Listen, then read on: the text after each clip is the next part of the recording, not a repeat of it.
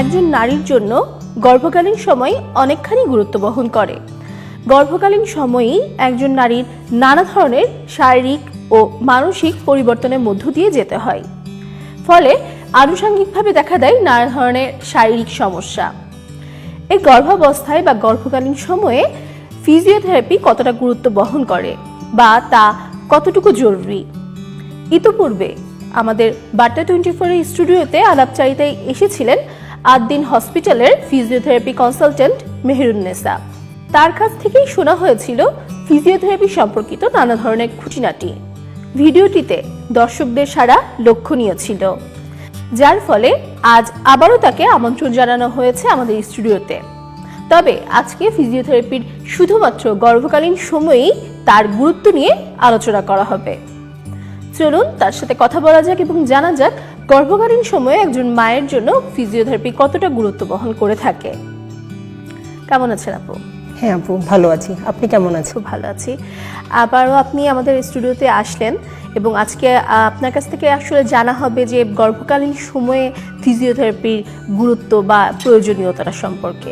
আমাদের দেশে এখনো আসলে প্যারেন্টহুড এডুকেশন বলতে তেমন কোনো সিস্টেম চালু হয়নি। প্যারেন্টহুড এডুকেশন হচ্ছে একজন মা যখন সে মা হতে যাবে তাকে মোটামুটি 3 মাস আগে থেকে, সে যখন কনসেপ্ট করবে তারও 3 মাস আগে থেকে তাকে একজন ফিজিওথেরাপির শরণাপন্ন হয়ে বিভিন্ন ধরনের ব্যায়ামের মাধ্যমে, বিভিন্ন ধরনের এক্সারসাইজ প্রোগ্রাম আছে বা বিভিন্ন ধরনের ফিটনেস প্রোগ্রাম আছে, সেই ফিটনেস প্রোগ্রামের মাধ্যমে সে নিজেকে আগে ফিট করবে, ফিজিক্যালি ফিট। যখন সে মনে করবে যে না আমি এখন ফিজিক্যালি ফিট, তখন সে সিদ্ধান্ত নেবে যে না এখন আমি কনসেপশন করব। কারণ কনসেপশনের পর থেকে তার শরীরে বিভিন্ন ধরনের শারীরিক চেঞ্জ হতে থাকে। সেই চেঞ্জগুলি যাতে সে অ্যাডাপ্ট করতে পারে এবং শরীরে যাতে বিভিন্ন ধরনের জটিলতা তৈরি না হয়, সেজন্য ফিজিক্যালি ফিট থাকার জন্য ফিজিওথেরাপির গুরুত্ব রয়েছে প্রেগন্যান্সি অবস্থায়। গর্ভকালীন সময়ে একজন মায়ের শারীরিক কি ধরনের আসলে পরিবর্তন দেখা দিয়ে থাকে? গর্ভকালীন সময়ে একজন মায়ের ফিজিক্যালি অনেক ধরনের চেঞ্জ আছে, যেমন রিপ্রোডাক্টিভ অর্গানে চেঞ্জ হয়, তার ইউটেরাসটা একটু বড় হয়। তারপরে আপনার যদি রেসপিরেটরি অর্গান, সেখানে ইন্টারকোস্টাল মাসেলগুলি টাইট হয়, অ্যাবডোমেনের মাসেলগুলি একটু লুজেন হয়ে যায়। তার স্কিনে বিভিন্ন ধরনের কালার চেঞ্জ হয়, স্কিনটা একটু ফাটা ফাটা থাকে অনেকের ক্ষেত্রে। অনেকের শরীরে পানি চলে আসে, ফ্লুইড চলে আসে, কারণ সেখানে ভেনাস ট্রিটমেন্টটা ভালো মতো হয় না, ব্লাড সার্কুলেশন হয় না।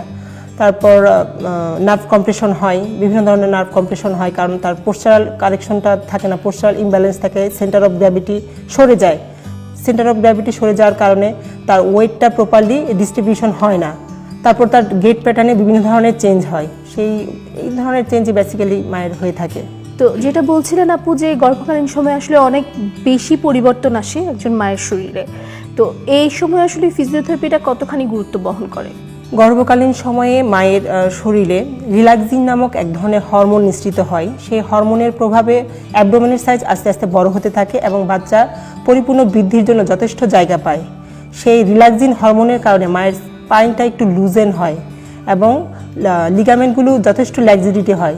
সেই ল্যাক্সিডিটি থেকে মা কিন্তু বিভিন্ন ধরনের ব্যথার সম্মুখীন হয়, যেমন কোমর ব্যথা, ঘাড় ব্যথা, হাঁটু ব্যথা, পায়ের গোড়ালি ব্যথা। তাছাড়া যত দিন যেতে থাকে, বাচ্চা ওজন যত বাড়তে থাকে, মায়ের নার্ভের উপর কম্প্রেশন পড়তে থাকে। আস্তে আস্তে মা কিন্তু অনেক ধরনের, শুধু ব্যথা না, অন্য অনেক ধরনের জটিলতার সম্মুখীন হয়। একজন মা যদি তখন নিয়মিত ফিজিওথেরাপি বা ব্যায়াম করে থাকে, তাহলে সেই ধরনের জটিলতা থেকে সহজে সে কিন্তু লাঘব হতে পারবে। তারপর দ্বিতীয় কথা, তাকে প্রপার ফিটনেস সম্পর্কে তখন ধারণা দেওয়ার জন্য ফিজিওথেরাপি দরকার। সে প্রেগনেন্ট অবস্থায় কী ধরনের ফিটনেস মেনটেন করবে, কী ধরনের ডায়েট করবে, কিভাবে চলাফেরা করবে, সে কখন জার্নি করতে পারবে, কখন ট্রাভেলিং করতে পারবে, এই সম্পর্কে ধারণার জন্য ফিজিওথেরাপি তখন দরকার। তারপরে যদি বলি আমি নর্মাল ডেলিভারির জন্য তখন ফিজিওথেরাপি খুবই কার্যকর ভূমিকা পালন করে। কারণ আমরা যখন ব্যায়াম করব, তখন আমাদের ব্যায়ামের ফলে আমাদের মাংসপেশিগুলি যথেষ্ট শক্তিশালী হবে। যখন নর্মাল ডেলিভারি হয় তখন কিন্তু নিচের দিকে পুশ করার জন্য বেসিক্যালি থাইয়ের মাসেল, সার্ভিক্সের চারদিকের মাসেল, ব্যাকের মাসেল, অ্যাবডোমিনের মাসেলকে যথেষ্ট শক্তিশালী হতে হয়। একজন মা যদি প্রপারলি একদম ফার্স্ট ট্রাইমিস্টার থেকে শুরু করে লাস্ট ট্রাইমিস্টার পর্যন্ত একজন ফিজিওথেরাপিস্ট আন্ডারে থেকে বিভিন্ন ধরনের ব্যায়াম করে, তাহলে তার জন্য সেই মাংসপেশিগুলি শক্তিশালী হয় এবং তার সার্ভিক্সটা ওপেন হয় এবং নর্মাল ডেলিভারির সময় সে যথেষ্ট শক্তি পায় প্রেশার দেওয়ার জন্য। এই ক্ষেত্রে একজন গর্ভবতী নারী কোন কোন ফিজিওথেরাপিগুলো গ্রহণ করবেন বা ফিজিওথেরাপির কোন কোন ধরনগুলো তার জন্য প্রযোজ্য হবে? গর্ভাবস্থায় হাঁটা, সাঁতার কাটা, স্টেশনারি সাইক্লিং, তারপর হচ্ছে গিয়ে আপনার ইয়োগা খুবই নিরাপদ এবং আরামদায়ক ব্যায়াম।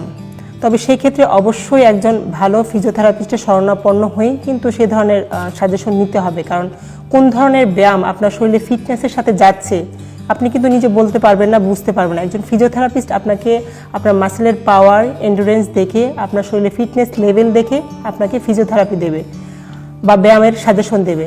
আমাদের দেশে হয় কি ম্যাক্সিমাম ক্ষেত্রে ইউটিউব দেখে মহিলারা যা করে, বিভিন্ন ধরনের ইয়োগা পজিশন তারা মেনটেন করে, নিজে নিজে বিভিন্ন এক্সারসাইজ করে।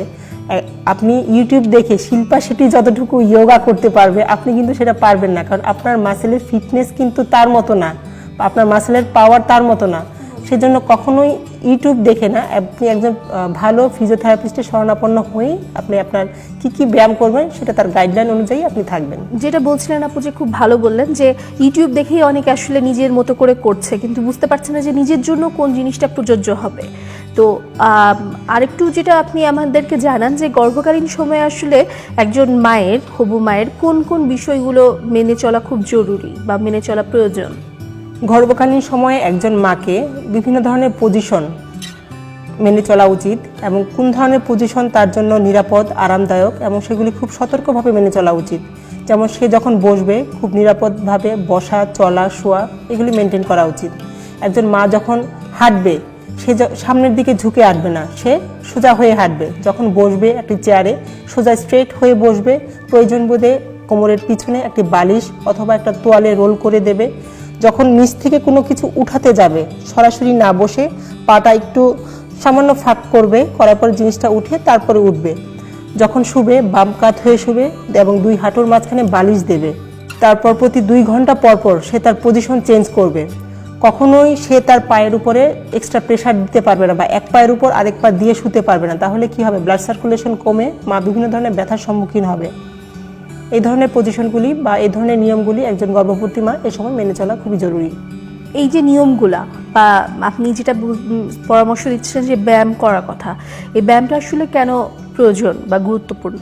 গর্ভকালীন সময়ে ব্যায়ামের প্রয়োজন এই কারণে, যখন সে নিয়ম মেনে ব্যায়াম করতে থাকবে তখন তার মাংসপেশিগুলি যথেষ্ট শক্তিশালী হবে, তার হার্টবিট বা হৃদস্পন্দন বাড়বে, হৃৎপিণ্ডের কার্যকারিতা বাড়বে।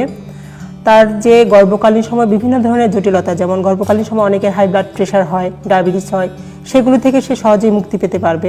অনেক মায়েদের ক্ষেত্রে গর্ভকালীন সময় খুব বেশি ওয়েট গেইন হয়, সে এক্সট্রা ওয়েট গেইন থেকে সে কিন্তু তার সহজে সে এক্সট্রা ওয়েট সে গেইন করতে পারবে না। ইউজুয়ালি একজন মা কিন্তু গর্ভাবস্থায় 12 থেকে 14 কেজি পর্যন্ত ওয়েট গেইন হয়, এটা স্বাভাবিক, কিন্তু তার বেশি যদি হয় সে এক্সট্রা ওয়েট গেইন হবে না, কারণ সে নিয়মিত এক্সারসাইজের মধ্যে থাকবে। আপনার কাছ থেকে ফিজিওথেরাপি বা ব্যায়াম সম্পর্কিত অনেক কিছুই জানা হলো, বিশেষ করে গর্ভবতী নারীদের জন্য। আমরা অনুষ্ঠানের প্রায় শেষের দিকে চলে এসেছি আপু। তো গর্ভবতী নারীদের জন্য আপনার কাছ থেকে কোনো বিশেষ পরামর্শ বা কোনো কিছু সতর্কতামূলক কোনো কথা থাকবে কিনা যেটা তাদের মেনে চলা প্রয়োজন? একজন গর্ভবতী মা তার স্বাস্থ্য সম্পর্কে যখন সচেতন হবে তখনই সে একটা স্বাস্থ্যবান বাচ্চা জন্ম দিতে পারবে। নেপোলিয়ন বলেছিলেন যে আমাকে একটি শিক্ষিত মা দাও, আমি একটি শিক্ষিত জাতি দেব। আমি এটার সাথে যোগ করে বলতে চাই, give me a healthy mother, I will give you a healthy nation. তাই মা যদি তার স্বাস্থ্য সম্পর্কে সচেতন হয়, শুধুমাত্র না আমার পরিবার কি করছে তার উপর আশায় না থেকে সে যদি নিজের স্বাস্থ্য সম্পর্কে সচেতন হয় যে না, প্রেগনেন্সি অবস্থায় আমাকে এই জিনিসগুলি করতে হবে, সেটা আমার বাচ্চার জন্য খুব ভালো, আমার নিজের জন্যও ভালো, সেই জিনিসগুলি সে অন্তর থেকে যদি অ্যাডাপ্ট করে তাহলে আমার বিশ্বাস একজন মা একটা হেলদি বাচ্চা জন্ম দিতে পারবে এবং তার বিভিন্ন ধরনের কমপ্লিকেশন থেকে সে নিজেকে বাঁচাতে পারবে। ধন্যবাদ আপু, অনেক কিছু জানা হলো, অনেক কথা হলো।